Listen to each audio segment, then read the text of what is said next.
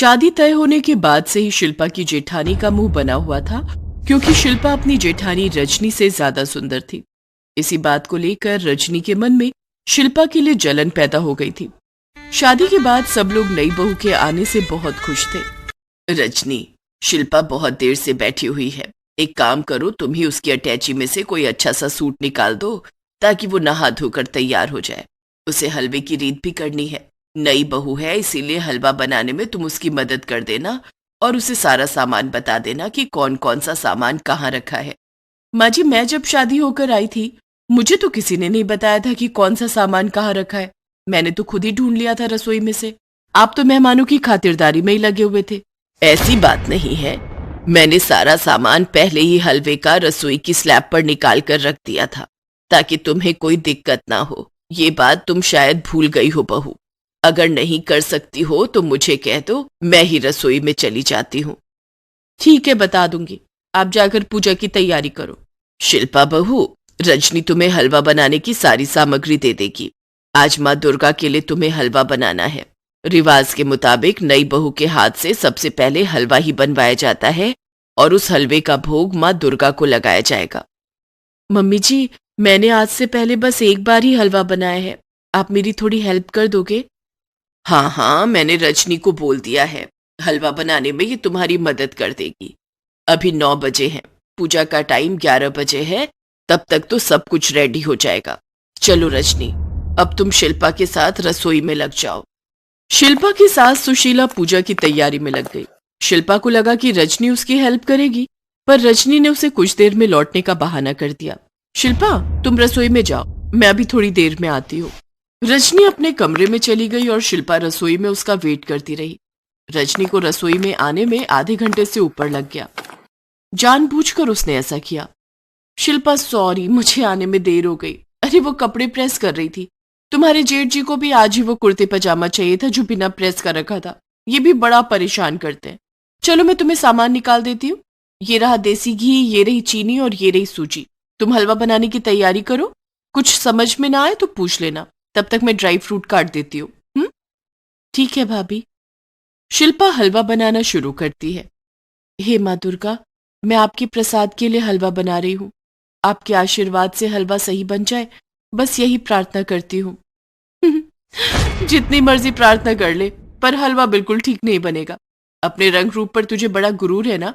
अब जब हलवा खराब बनेगा तो ये सब रंग रूप धरा का धरा रह जाएगा। माँ जी से ऐसी डांट पड़ेगी ना कि हमेशा याद रहेगी। तभी शिल्पा का पति रवि रसोई में आ जाता है। पंडित जी पूजा के लिए आ गए हैं। माँ पूछ रही हैं हलवा कितनी देर में बन जाएगा?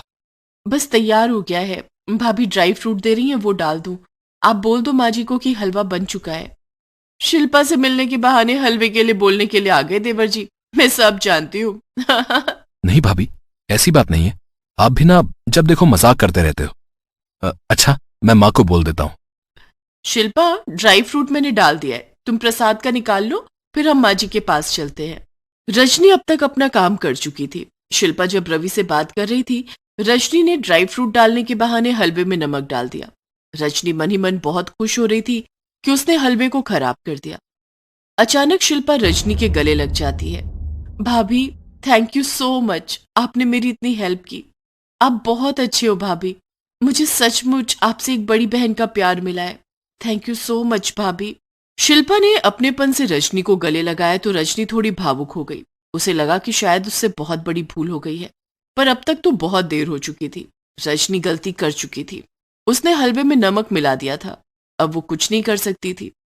शिल्पा हलवा लेकर पूजा में जाती है और अपने हाथों से माँ दुर्गा को हलवे का भोग लगाती है। बहू, अब इस प्रसाद के हलवे को सब में बांट दो। जी माँ जी, मैंने तो बहुत बड़ी भूल कर दी। हलवे में नमक डाल दिया, अब बेचारी शिल्पा को डांट पड़ेगी। हे माँ दुर्गा, मुझे क्षमा कर देना, मुझसे बहुत बड़ी भूल हो गई। शिल्पा सभी में प्रसाद का हलवा बांट देती है। आप सब लोग खाकर बताओ बहू ने कैसा हलवा बनाया है। देखने में तो बहुत स्वादिष्ट लग रहा है। मैं भी खाकर देखती हूँ। भाई वाह, बहुत टेस्टी हलवा है। क्या बात है शिल्पा, तुमने तो बहुत स्वाद प्रसाद बनाया है। शिल्पा, प्रसाद बहुत स्वादिष्ट बनाया है तुमने। हाँ, हलवा बहुत बढ़िया है। जीती रहो बहू, माँ दुर्गा तुम्हारे हाथ का हलवा खाकर बहुत प्रसन्न होंगी। बिल्कुल बराबर की चीनी डाली है हलवे में, मीठा न कम न ज्यादा। माँ जी, हलवा बनाने में रजनी भाभी ने मेरी बहुत हेल्प की है, इसीलिए मैं इतना अच्छा हलवा बना पाई। रजनी समझ गई थी कि ये सब माँ दुर्गा का चमत्कार है। उन्हीं के चमत्कार से खराब हलवा ठीक हो गया और हलवे में नमक का असर नहीं हुआ। माँ दुर्गा ने शिल्पा की प्रार्थना को सुना और शिल्पा के हाथों का बना हलवा सभी को बहुत अच्छा लगा। रजनी जान चुकी थी कि अपने चमत्कार के द्वारा माँ दुर्गा यही बताना चाहती हैं कि वो शिल्पा से प्रसन्न है और शिल्पा एक अच्छी इंसान है। तभी माँ दुर्गा ने उसकी मदद की। सब मिलकर माँ दुर्गा को प्रणाम करते हैं। रजनी माँ दुर्गा से क्षमा मांगती है। उधर शिल्पा मन ही मन माँ दुर्गा को उसकी प्रार्थना सुनने के लिए धन्यवाद कहती। दुर्गा माता की जय। चलो पूजा संपन्न हुई। अब बताओ कैसी हो तुम दोनों? मैं ठीक हूँ चित्रा, तुम सुनाओ? मैं भी ठीक हूँ बहन। अरे जया, क्या हुआ? किस सोच में डूबी हुई हो? कुछ नहीं, बस मन में प्रार्थना कर रही हूँ कि आज तो कोई क्लाइंट आ जाए। बिजली का बिल भरना है, माँ की दवाइयाँ लानी है। बहुत जिम्मेदारियां हैं मुझ पर और काम धंधा चौपट हुआ पड़ा है। तुम फिक्र मत करो, दुर्गा माता सब ठीक करेंगी। जब मेरे पति की मौत हुई थी तब मुझे भी लगता था कि मैं कैसे सोनू और मोनू को अकेले पाल पाऊंगी, लेकिन मुझे माता रानी ने ही हिम्मत दी और देखो आज छोटा मोटा ढाबा चलाकर किसी तरह गुजारा हो ही जाता है। सही बात है, हम भी तो गरीबी की चक्की में पिस रहे थे। माँ की कृपा हुई और देखो आज मेरे पास सरकारी नौकरी है। ये कहानी माँ दुर्गा की इन 3 भक्तों की है, चित्रा, सुधा और जया। तीनों माता की बहुत बड़ी भक्त थी। कुछ भी हो जाए लेकिन तीनों माँ के मंदिर आना नहीं भूलती थी। माता रानी के मंदिर में ही इन तीनों की मुलाकात हुई और फिर दोस्ती भी हो गई। चित्रा एक छोटा सा ढाबा चलाती थी। वो बहुत ही बढ़िया खाना बनाती थी और अपना ढाबा चलाकर अपने परिवार का पेट पालती थी। सुधा की नौकरी जेल में थी। वो वहां पर प्रहरी का काम करती थी, जबकि जया ने वकालत की पढ़ाई की हुई थी, मगर उसके पास केस ही नहीं आते थे। यही कारण था कि उसकी माली हालत अच्छी नहीं थी। ऐसे में चित्रा और सुधा हमेशा उसे हिम्मत बंधाती थी और कभी कभार उसकी मदद भी कर दिया करती थी। फिर एक दिन जब चित्रा अपने ढाबे पर माँ दुर्गा की पूजा कर रही थी, तभी उसके ढाबे पर काम करने वाला केशव भागा भागा उसके पास आया। दीदी सुनो ना। रुक, पहले ये प्रसाद को और अब बोल। दीदी, लगता है माता रानी ने आपकी सुन ली। मतलब? देखो दीदी, वो जो नदी के पास होटल है ना, बड़ा सा। कौन सा? वो रिवर व्यू होटल? हाँ दीदी, वही। उन्हें अपने होटल के लिए एक बढ़िया सा शेफ चाहिए और उसके लिए वो एक प्रतियोगिता करा रहे हैं, जिसे जीतने वाले को वो अपने होटल में शेफ का काम देंगे और अच्छी पगार भी। अरे वाह केशव, क्या खबर लाया रे। मैं दिन रात एक कर दूंगी, लेकिन वो प्रतियोगिता जीत कर दिखाऊंगी। बस माता रानी का आशीर्वाद बना रहे। चित्रा अपने स्वादिष्ट खाने के लिए पूरे मोहल्ले में मशहूर थी। सभी लोग उसके हाथ के स्वाद के कायल थे, सिवाय उसकी पड़ोसन दिव्या के। वो हमेशा ही उससे चिढ़ती थी। होटल की प्रतियोगिता वाली बात जब दिव्या को पता चली तो उसने सोचा, चित्रा की बच्ची, चाहे कुछ भी हो जाए, तुझे तो मैं जीतने नहीं दूंगी। जीतना तो दूर, मेरे रहते तो उस प्रतियोगिता में हिस्सा ही नहीं ले पाएगी। एक तरफ दिव्या चित्रा के खिलाफ जाल बुन रही थी, तो दूसरी तरफ सारा दिन बीत जाने पर भी जया के पास कोई केस नहीं आया। उसने मायूस होकर अपना केबिन बंद किया और मन में सोचने लगी, आज भी कोई केस नहीं आया। केबिन का किराया भी देना है, माँ की दवाइयाँ भी ले जानी है।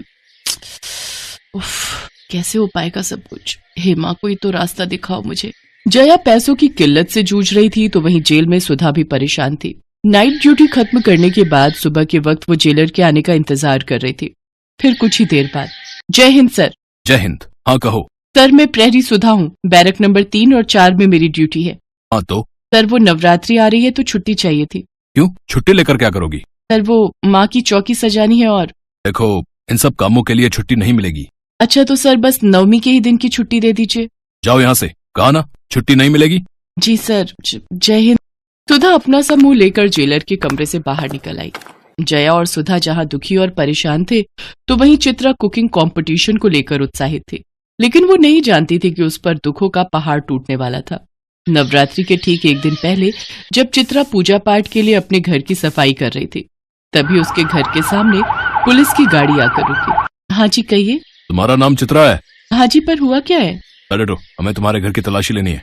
इतना कहकर इंस्पेक्टर ने चित्रा को धक्का दिया और 2-3 पुलिस वाले चित्रा के घर में रखे सामान को उलट पलट कर देखने लगे और फिर, ये नशीली दवाइयों की पेटी कहाँ से ली तुमने और कहाँ बेचती थी ये सब नशे का सामान? मैं इस बारे में कुछ नहीं जानती इंस्पेक्टर साहब। इस पेटी में क्या है और ये मेरे घर में कैसे आई, मुझे कुछ नहीं पता। मैं तो पूरी ईमानदारी से अपना छोटा सा ढाबा चलाती हूँ साहब। अच्छा तो ठीक है, फिर अब जेल में अपने जैसे कैदियों के लिए खाना बनाना। पुलिस चित्रा को पकड़कर ले गई। उधर अपने घर के दरवाजे पर खड़ी चित्रा की पड़ोसन दिव्या मुस्कुराने लगी। असल में ये उसी की चाल थी। दिव्या का पति मेडिकल स्टोर पर काम करता था और चित्रा के घर में वो नशीली दवाइयों की पेटी दिव्या ने ही रखी थी ताकि चित्रा प्रतियोगिता में हिस्सा न ले पाए। फिर उसी रात जेल में। चित्रा तुम यहाँ कैसे? क्या बताओ बहन, मेरी तो किस्मत ही फूट गई। चित्रा ने रोते रोते सुधा को सारी बात बता दी। चित्रा के साथ जो हुआ उसे सुनकर सुधा की आंख में भी आंसू आ गए। तब चित्रा ने कहा, सुधा मेरे बच्चों को केशव के घर छोड़ देना बहन, मेरे पीछे वो उनकी देखभाल करेगा। एक माँ को अपने बच्चों की कितनी फिक्र होती है ना, पर माता रानी पता नहीं मेरी परीक्षा क्यों ले रही है। क्या हुआ? हमारा जेलर बहुत खड़ूस है। मैंने उससे नवमी की छुट्टी मांगी तो उसने साफ मना कर दिया। कभी ऐसा नहीं हुआ कि अष्टमी या नवमी पर मैंने कन्या पूजन नहीं किया हो, लेकिन इस बार चिंता मत करो सुधा, देखना माता रानी सब ठीक करेंगी। माँ दुर्गा की ये तीनों भक्त बहुत परेशान थी और ये देखकर दुर्गा माँ को भी अच्छा नहीं लग रहा था। तभी उनके पास नारद मुनि प्रकट हुए। नारायण नारायण, प्रणाम माते। माते ये कैसी व्यथा है? आपकी तीनों भक्त परेशान हैं, उन्हें आपकी कृपा की आवश्यकता है। आप चिंता न करें ऋषिवर, इनके दुखों का अंत निकट है और इसके लिए मुझे धरती लोक पर जाना होगा। जय हो माता रानी की जय हो। नारायण नारायण। नवरात्रि के दिन चल रहे थे और माता रानी की तीनों भक्त अपनी अपनी समस्याओं से जूझ रही थीं। लेकिन तीनों में से किसी ने भी माँ दुर्गा पर अपना विश्वास नहीं खोया था। सुधा ने जेल में ही माता रानी की चौकी सजा ली थी और नवरात्रि के पूरे व्रत भी रख रही थी। फिर अष्टमी के दिन जब सुधा माता रानी की पूजा कर रही थी, तब अचानक माँ दुर्गा की मूर्ति से तेज प्रकाश निकलने लगा, जिसे देखते ही सुधा की आंखें बंद हो गई और फिर, आंखें खोलो पुत्री। माँ आप साक्षात माँ दुर्गा मेरे सामने। मैं तो धन्य हो गई माँ। तुम्हें तुम्हारे काम से अवकाश नहीं मिला तो क्या हुआ, देखो मैं स्वयं तुम्हारे पास आ गई। सुधा की आंखों में खुशी के आंसू थे। उसने माँ की आरती की और उनके चरण स्पर्श किए और फिर, पुत्री मुझे तुम्हारी सहायता की आवश्यकता है। मेरी सहायता की? मैं एक तुच्छ प्राणी क्या कर सकती हूँ आपके लिए? चित्रा को यहाँ से बाहर निकालना होगा। मैं उसका रूप लेकर यहाँ रहूंगी और तुम्हें उसे इस कारागार से बाहर निकालना होगा ताकि वो कल होने वाली प्रतियोगिता में हिस्सा ले सके और अपना स्वप्न पूर्ण कर सके। जो आज्ञा माँ। माँ दुर्गा अपने साक्षात रूप में सुधा के साथ चित्रा के पास पहुँची, जहाँ चित्रा दीवार पर माँ की तस्वीर बनाकर उसकी पूजा कर रही थी। तभी सुधा ने चित्रा को पुकारा, चित्रा चित्रा देख जरा हमसे कौन आया है मिलने। साक्षात माता रानी। क्या ये सच है क्या? ये मैं कोई सपना देख रही हूँ? मैं तो धन्य हो गई माँ, आपके साक्षात दर्शन पाकर। अब मुझे जीवन में कुछ नहीं चाहिए, कुछ नहीं चाहिए। नहीं पुत्री, अभी तो तुम्हें बहुत कुछ करना है। अब मैं तुम्हारे लिए उस प्रतियोगिता में भोजन तो नहीं बना सकती, क्योंकि वो बाकी प्रतिभागियों के साथ सही नहीं होगा। भोजन तो तुम्हें स्वयं ही बनाना होगा, किंतु तुम्हारे स्थान पर यहाँ जरूर रह सकती हूँ, वो भी तुम्हारे ही रूप में।